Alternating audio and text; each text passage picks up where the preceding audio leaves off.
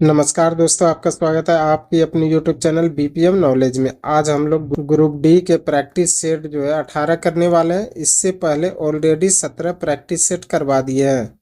अगर वो नहीं देखे हैं तो उसको भी जाके देख सकते हैं। और यह साइंस स्पेशल रहने वाला, जो कि ग्रुप डी एग्जाम के लिए बहुत ही महत्वपूर्ण क्वेश्चन है। और अगर इनमें से किसी भी प्रश्नों का आंसर अगर आपको पता है तो आप कमेंट बॉक्स में दे सकते हैं। तो चलिए आज का वीडियो शुरू करते हैं। आज का पहला क्वेश्चन है, पारा आयन की संयोजकता कितनी होती है? पारा आयन की संयोजकता कितनी होती है? तो ये होती है 1। इसका राइट आंसर ऑप्शन डी हो जाएगा। पारा आयन की संयोजकता जो है 1 होती है। चलिए अगला क्वेश्चन देख लेते हैं। अगला क्वेश्चन है, वह पदार्थ या वस्तु जिसके माध्यम से ध्वनि का संचार होता है उसे क्या कहा जाता है? वह पदार्थ या वस्तु जिसके माध्यम से ध्वनि का संचार होता है उसे क्या कहा जाता है? तो उसे कहा जाता है माध्यम। इसका राइट आंसर ऑप्शन ए हो जाएगा।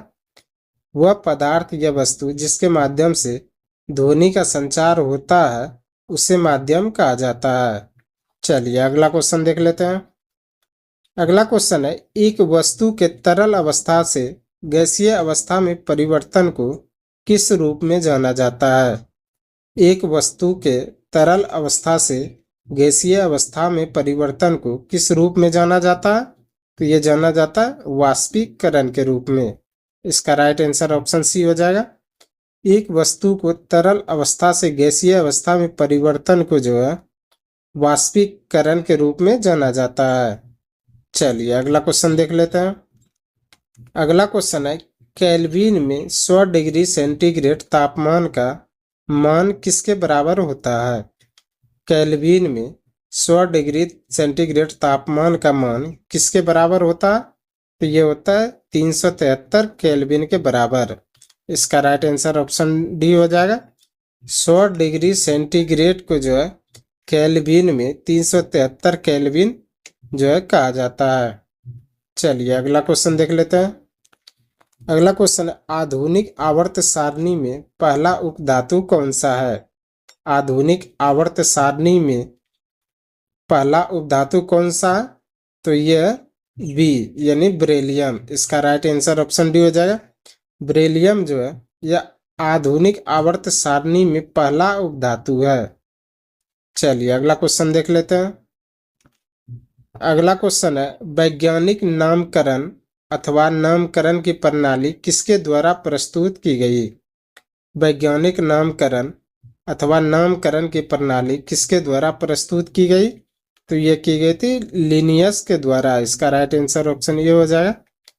लिनियस के द्वारा जो है वैज्ञानिक नामकरण अथवा नामकरण की प्रणाली जो है प्रस्तुत की गई थी।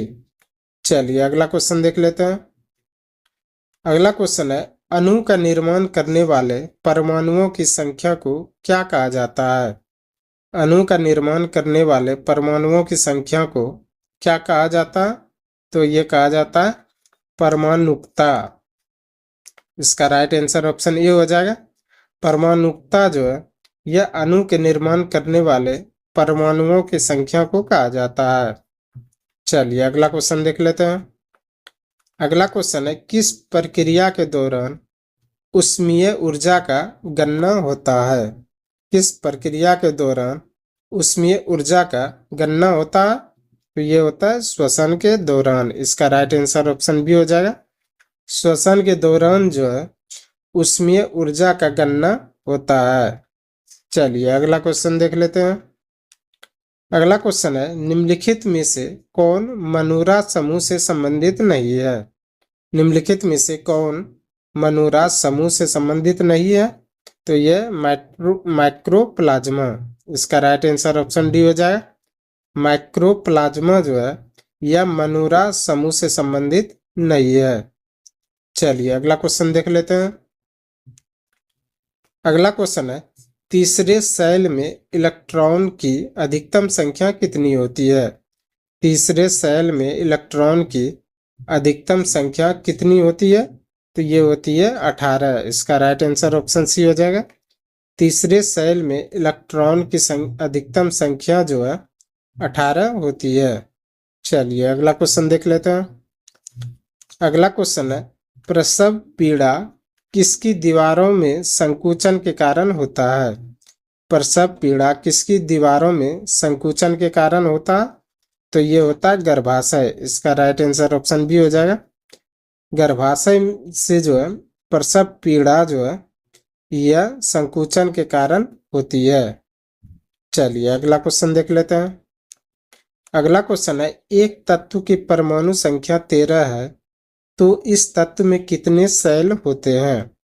एक तत्व की परमाणु संख्या 13 है तो इस तत्व में कितने सेल होते हैं? तो ये होते हैं 3। इसका राइट आंसर ऑप्शन ये हो जाएगा। एक तत्व की परमाणु संख्या अगर 13 है तो इस तत्व में 3 सेल होते हैं। चलिए अगला क्वेश्चन देख लेते हैं। अगला क्वेश्चन है, मानव रक्त में सबसे बड़ी कणिकाएं कौन सी है?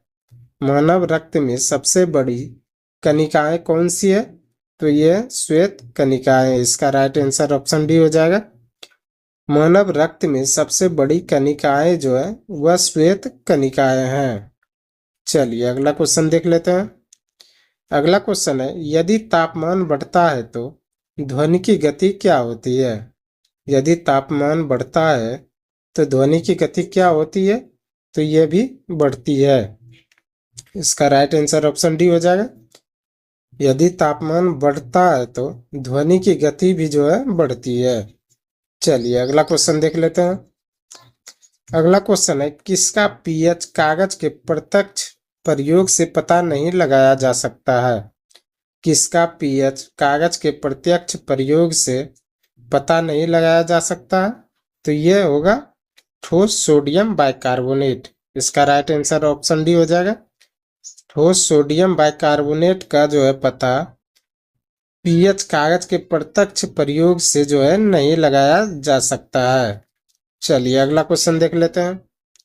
अगला क्वेश्चन है, मानव शरीर में किसका श्वसन वर्णक है? मानव शरीर में किसका श्वसन वर्णक है? तो ये हो जाएगा हीमोग्लोबिन। इसका राइट आंसर ऑप्शन बी हो जाएगा। हीमोग्लोबिन जो है यह मानव शरीर में जो है श्वसन वर्णक है। चलिए अगला क्वेश्चन देख लेते हैं। अगला क्वेश्चन है, कौन सी धातु हमारी हथेली पर पिघल जाती है? कौन सी धातु हमारी हथेली पर पिघल जाती है? तो ये गैलियम। इसका राइट आंसर ऑप्शन बी हो जाएगा। चलिए अगला क्वेश्चन देख लेते हैं। अगला क्वेश्चन है, किसी वोल्ट मीटर का उपयोग किसे मापने के लिए किया जाता है? किसी वोल्ट मीटर का उपयोग किसे मापने के लिए किया जाता है? तो ये विभवांतर को मापने के लिए। इसका राइट आंसर ऑप्शन बी हो जाएगा। विभवांतर को मापने के लिए जो है वोल्ट मीटर का उपयोग किया जाता है। चलिए अगला क्वेश्चन देख लेते हैं। अगला क्वेश्चन है, किसी गोलीय दर्पण की परावर्तन सतह का केंद्र वह बिंदु है जिसे क्या कहा जाता है? किसी गोलीय दर्पण की परावर्तन सतह का केंद्र वह बिंदु है जिसे क्या कहा जाता है? तो जिसे कहा जाता है ध्रुव। इसका राइट आंसर ऑप्शन सी हो जाएगा। किसी गोलीय दर्पण की परावर्तन सतह का वह केंद्र बिंदु है जिसे ध्रुव कहा जाता है। चलिए अगला क्वेश्चन देख लेते हैं। अगला क्वेश्चन है, सूर्य द्वारा उत्सर्जित एवं त्वचा के कैंसर हेतु उत्तरदायी विकिरण कौन सा होते हैं? सूर्य द्वारा उत्सर्जित एवं त्वचा के कैंसर हेतु उत्तरदायी विकिरण कौन सा होते हैं? तो ये होते हैं अल्ट्रावायलेट विकिरण। इसका राइट आंसर ऑप्शन बी हो जाएगा। अल्ट्रावायलेट विकिरण जो है यह सूर्य द्वारा उत्सर्जित एवं त्वचा के कैंसर हेतु उत्तरदायी विकिरण है। चलिए अगला क्वेश्चन देख लेते हैं। अगला क्वेश्चन है, किस यौगिक में एक वलय कार्बन श्रृंखला संरचना होती है? किस यौगिक में एक वलय कार्बन श्रृंखला संरचना होती है? तो ये होती है बेंजीन में। इसका राइट आंसर ऑप्शन सी हो जाएगा। बेंजीन में जो है एक वलय कार्बन श्रृंखला संरचना होती है।